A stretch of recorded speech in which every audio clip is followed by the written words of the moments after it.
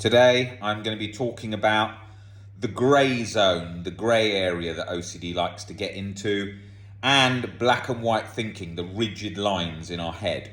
So, with OCD, especially when it's looking for things like, well, not specifically just false memory and real event OCD, all OCD themes, but what it tends to do with harm and false memory and so on, is it looks for an area in your life in the past which is grey, which you can't remember exactly, which is vague. And then what it does is it takes that and then it says, if you just crossed over that line in your head, even if you just thought it, even if you thought it for 1 second, that's 100% guilty, wrong, terrible, and you should feel anxious and awful for the rest of your life.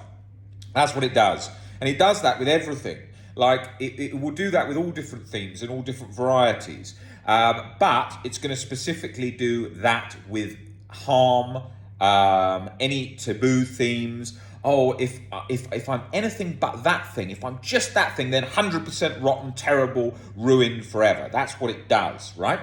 And we've got to start looking at a more balanced way of viewing things. So when you get triggered, maybe you're even just thinking the thing feels like you've committed the act. You've got to get used to that in any circumstance, anywhere. You've got to be able to allow that any place, anywhere. Now, if you think of things with very black and white look, that's what sets up OCD to latch. So if you go on TikTok, you'll see endless videos at the moment on the topic of like insomnia. Not insomnia, getting good quality sleep and these like sleep apps. And people will be saying, especially with this whole longevity craze at the moment, not just a craze, it might become the future and people get involved in a lot more, of course. But I'm saying what's happening is people are like, oh, I tracked my sleep and I got 95%. I tracked my sleep, I got 90%. And like doing that. So you imagine how compulsive people are becoming with tracking sleep. Now, today, I got woken up by 2 or 3 calls on my phone. And they came in right when I was I slept about 4 hours, woke up, then went to sleep about 20 minutes, half an hour later. Then another call came in after I'd been sleeping for about 15, 20 minutes. I mean, calls that obviously I'm not answering, where someone's just called, like someone trying to sell you something, a kind of talk broadband thing. And because, you always think, oh, if you want to have an alarm clock by the side of your bed, which sleep people definitely won't believe in, you tend to use your phone. And so I got my phone on, a couple of calls came in like that, woke me up. So how well did I sleep? I probably slept 5.5 hours, right? So I feel a bit tired today, okay? And if I was one of those people who was obsessed with getting quality sleep, I'd be thinking, God, this is terrible. This is so bad for my brain. I'm going to get dementia, all those kinds of things. And then I felt pretty groggy at the beginning. But then when I got on the day, I got used to it and didn't feel bad at all. And then at loads of the day, I felt pretty energetic most of the day, especially the later part of the day. But I don't really care at all about that kind of stuff in the slightest. If anything, I think that this complete obsession with getting perfect sleep is so unrealistic. Because if you think of how people used to live in the past, all right, you can say, well, people in the past used to drink alcohol all day long. They didn't used to drink water because it stopped them from getting ill. Well, that's obviously not healthy. So they didn't have all this insight. I completely get that and understand that. But you've got to be realistic. To get perfect sleep is not practical, okay? Unless I'm making my room perfect blackout blinds, perfectly comfortable bed, perfect temperature, get to bed just on the right time. Maintaining that is going to be impossible. I often have to travel a lot. I'm often not in places where you've definitely 100% got a blackout room. Think about life realistically, what happens. Sometimes you've got someone else in the bed with you. Sometimes that's not always the most comfortable. Sometimes someone wakes you up in the morning. Sometimes you've got to go somewhere in the morning and you forget and you go to bed too late. You've got to be flexible. It's like anything. It's like people who want absolute perfection in workouts or absolute perfection in how they want their home to be. You can't have perfection in how you want your home to be, because if you live in a home, there's going to be things that's not going to be realistic. My home is pretty tidy, right? But if I'm busy with things, do you think I'm perfectly hanging up every item of clothing after I take it off? No, sometimes you throw it on the floor. Of course you do. Everyone tends to do that.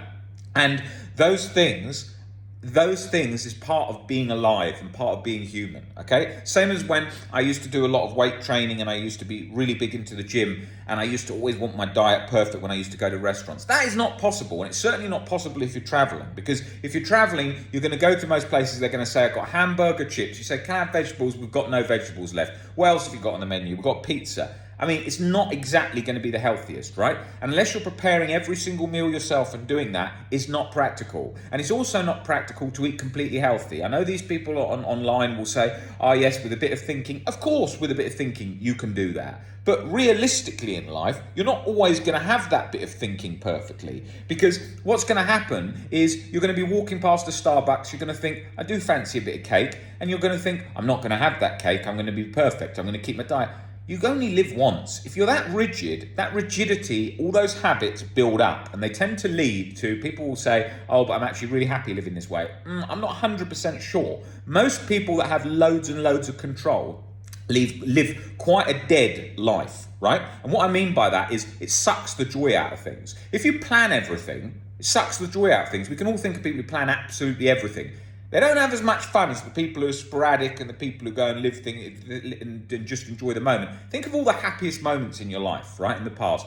Out with your friends, maybe a holiday romance, maybe going to a theme park, maybe watch a film. Loads of that was completely sporadic. Loads of that just happened randomly. If you controlled it all and said, no, I've got to go home now and measure my food and I've got to eat this and I've got to get a perfect sleep, how could you even operate like that? How could you even have perfect sleep if you were 19 to 23 right now? Impossible. All your friends are going out, then you could say, well, don't go out.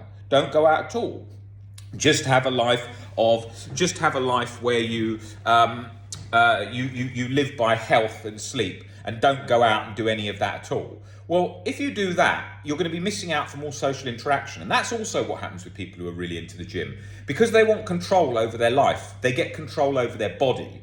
When they have control over their body, which they haven't got complete control of, obviously they could have diseases in the body that they don't know of and all that kind of stuff. But when they get control of their body, what happens is they then think, if I've got control of this and I just work out, my life's in control. So a lot of these young guys now, they're not dating, they're not going out with their friends, they're never partying, they're just working out all the time. And you know what happens with that? It becomes too rat in a box situation. You get too stressed. You feel like there's no downtime. It isn't healthy. So the best way to live, usually, it's my opinion, it's just a perspective, is to really go for it in terms of fitness and health, for feeling good, but don't become completely obsessive that you're cutting out everything in life. It's like people who sacrifice everything to maybe build a business or to be an athlete. I understand all of that, and I've done those things in my life, and I know how much input and how they have to be a 24/7 kind of thing. But you still have to have a balance with that stuff too, because if you don't, if you're just completely boxed in, it builds. Look at Michael Phelps. He won the Olympics. And what did he say? He felt at the end of it, he felt the worst he'd ever felt in his life. And he was so depressed, right? You've got to have balance. If we control things so much, the same as studying for exams, control so much, then we get anxiety, then we get depression, then we get those things. And that's the same with the black and white thinking, rigid black and white thinking. If I did this, I'm awful, I'm terrible. If I thought that, I'm awful, I'm terrible. No grey zone. No comfortable in that. OCD is going for the grey zone. It's going to attack to that. It's going to try and pull you over that line in your head and say, you did that every time. You're in the chronic guilt, going to hell, the worst person ever, whatever way it's trying to latch to. So you've got to be really realistic. When you look at somebody like Elon Musk on stage, and who's a role model for a lot of people, and a lot of people don't like him as well. We can understand all different perspectives that people have. But he's not somebody who's getting perfect sleep, because he's having to run Tesla, which is obviously a very difficult company to run, and how he even finds the time to do it is, I have no idea, because I think of like how much I have to work with all the work I do, and I'm not running anything like the size of Tesla, so I can't even imagine how he manages to do it. When you think about it, if he was trying to maintain perfect sleep, perfect diet, perfect everything else, it would be unobtainable. If you're a mum, so many single mums come in, that single parents that have got a kid or two kids, and they're raising them, and they've got a job. That I find hard to believe. I've always hats off to them. When mums come in that have not got a partner, and they're raising a kid and they've got a job, it's very hard. I mean, because I just think today an alarm went off, right? 3 times and disturbed me a bit in sleep, right? Not a big deal. But if you've got a young baby, you're getting that all night and then building up into it. There's no guarantee that all nights are going to not have other emergencies or other problems or things with school and things with life and all that when you're trying to run a job as well. Very, very hard. And the main thing in all of that is the mums that are coming in have got chronic OCD. So they're dealing with chronic OCD, a kid, and the job. Hard. I mean, when I see those cases, I do always think, when people complain to me and they say, Rob, I've got no time, right? And I've got no time, I can't read the books on your reading list, I can't do any of that. I say, listen, when I'm speaking to certain people, I say in different situations, I say, listen, you are living at home with your parents. You have not got a job. And you still haven't read the books, right? And then you've got the mum with the kid and the job and read the books. So there's no excuse, okay? There's no excuse. And that's really key. And I always think of those perspectives. I always think of those with all different things. Anything that you go to complain about, you've got to compare and think, what's someone else doing this situation like, right? I can't tell you how many people come into me 3-4 years later. They touch base with me, they come in, there's someone who's not coming in regularly, someone who's got better to a certain extent, gone off, been all right on their own, then come back with a few setbacks. And then I say to them, have you read any of the books on the reading list? And they say to me, I've read none. It's like going to a French school and saying, excuse me, I want to learn French, but I don't want to read any French books. It's just, you wouldn't even consider doing that. Then what people often do is they say to me, Rob, have you read this book? Have you read that book? Have you read this book? I've just got this. And I say, have you read the books on the reading list? No, but I just thought I'd get these anyway. That, again, is like going to a French school and saying, excuse me, I really want to learn French, but have you got any great books on Spanish? Because I think it might be helpful for me learning French, right? That's what it can be like, especially when the books are far off on a tangent, like a guide to yoga for stress or something. Nothing wrong with that. But it's not what is going to help you for OCD recovery. We know that yoga is very beneficial for relaxing the body, but it's not going to get under chronic guilt, harm, OCD, anxiety. That cuts through like a hot knife through butter, okay? So you've got to be really realistic. Then I have other people that come in and they say to me, Rob, I've read all the books in a week. That I also don't recommend. That's massive control, trying to get everything absolutely sorted and done to get rid of anxiety and OCD. I was one of those characters. Not good. Reading the whole books in a day or 2 days, not good. Going over every page, highlighting everything, not good. Completely obsessive, complete control. That's not good. You can't nail down unconditional self-acceptance. It's a gradual release, an internal surrender. So you're not going to be able to do that by doing the exact opposite and controlling it. When I was stuck with OCD and anxiety, do you know what I used to do? I used to think, oh my God, I'm triggered again. I used to think I was weak because of it, because I didn't understand OCD at all. So I used to go to the gym and I used to train really hard because I used to think I need to be stronger. And then whenever I had any hardship in life, I'd think, go to the gym, work out stronger. Whenever anything wasn't working out with work, I'd say, work harder. But it's not, that's the cult of overwork we have today in the world, where people are like, work harder, work harder, work harder. You can't. It's not going to be productive. If I got up at 4 a.m., worked every single hour, 7 days a week, it wouldn't be productive, especially in the line of work that I do. My job comes from reflection. You know, it's a large part, there's a lot of philosophy in it. If I'm just sitting on a park bench, and I was talking about this in the WhatsApp groups the other day, if I was just sitting on a park bench reflecting and looking at life around me and trying to think and write down some notes for some tweets and some different things like that, I can draw great reflection on life and how I see things and how my perspectives have shifted through time. But that doesn't happen if you're just grinding all day long. It's like if you go swimming one afternoon when you're doing nothing, suddenly ideas come to you, thoughts come to you, think about things, you reflect on things differently. Much of my insights in life came from different things. Maybe it was sitting in a bar, having a beer with a friend or on my own or whatever, and just thinking about life. Things happen like that. It's like if you ask musicians or writers, where did it come from? Maybe they were having a cigarette on the balcony in a hotel and they were thinking about life and saw someone arguing in the street, a couple, and then they wrote a whole book based on what they were thinking in that moment. You know how it goes, and you know how you feel when you go and see certain films. You come out and feel like your whole life shifted in one moment, just like you've been sort of immersed in a whole other life in that film, and you've stepped back into yours and question it all differently. Same as some dreams. I wake up from some dreams thinking, fucking hell, my whole life has shifted in that dream. I never knew I could see it like that. That makes so much sense. Then what happens in 20 minutes? You forget all about it, you get back into life, and it goes. And that can be frustrating at times too. And in the past, I used to try and control that and write notes and control all this to make sure I never forget anything. And that used to be a terrible compulsion when I was swimming, because I didn't have a notepad. So I used to keep getting out and going to the changing room, making notes, OCD notes all the time. Remember this, remember that. Don't forget this point because you need this point. Don't forget that point because you need that point. And then I'd write next to it, make sure, then I'd write it all out again in big letters so that I could, what happens if I can't read my writing and then forget the point? And then I'd think, shit, what happens if I don't even understand what I said? Let's write it out in really basic terms. And then when I was recovering from OCD, that was getting completely out of hand. I was at night getting a notepad out, writing, oh my God, don't forget you just had this thought 1 minute before bed, because you're going to forget it when you go to sleep. And that will be the missing key for your recovery journey. Write that out. And then again in the bigger letters so that you can see it. And then, then another reference point to another point to make sure I understand it was a hell. I was trapped in a mental prison of note writing. So all these different angles. We've gone off on a lot of a bloody tangent here, but I think they're all relevant points for you on the OCD journey. I'm sure people will comment in the comments going, fucking hell, that note writing thing is exactly what I'm doing right now. I didn't even realise that's a thing.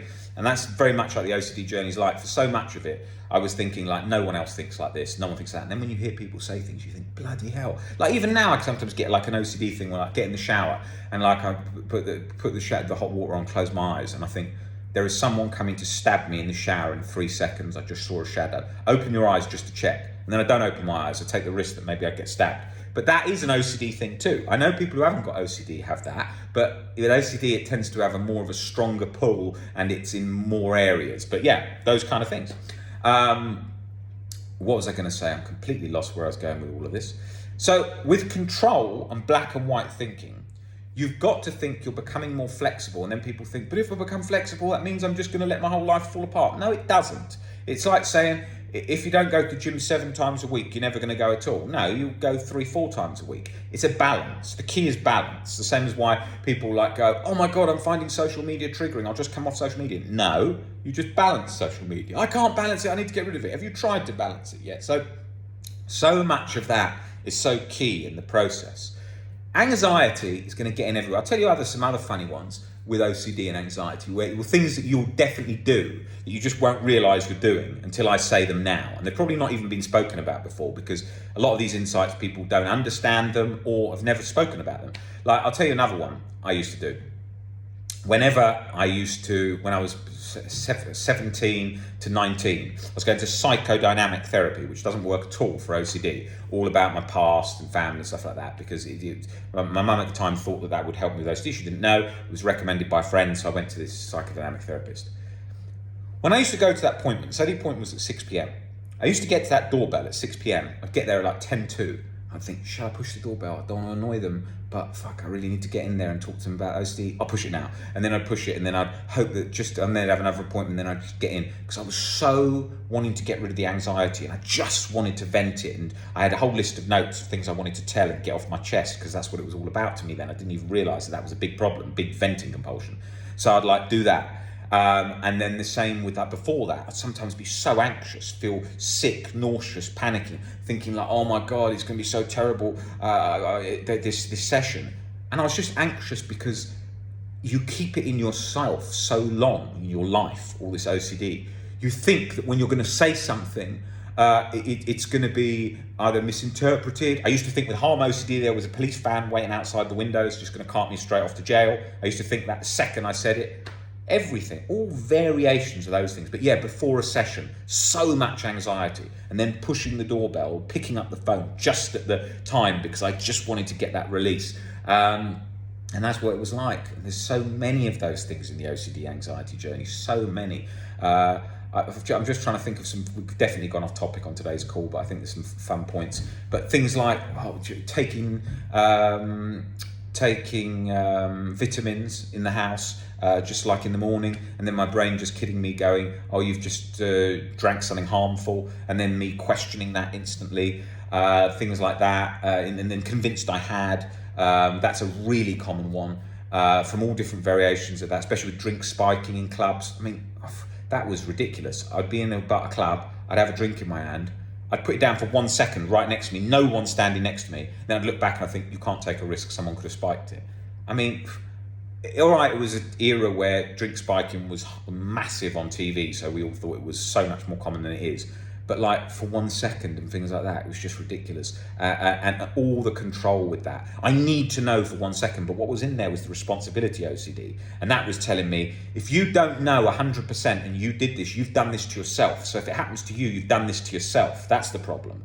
If you've done that, if you've eaten the off food that's off by 1 day, then checking all the dates of the food in the kitchen. Oh, how out of date is this? How out of date is that? Going through all the stuff. And then in the supermarkets, then you notice things that you never thought you noticed. Fucking hell, all the food in this house has gone off by 1 day. I've got to throw it all away, throwing away everything. People say to me, what are you doing? Now I would never look at it. I wouldn't even know within reason.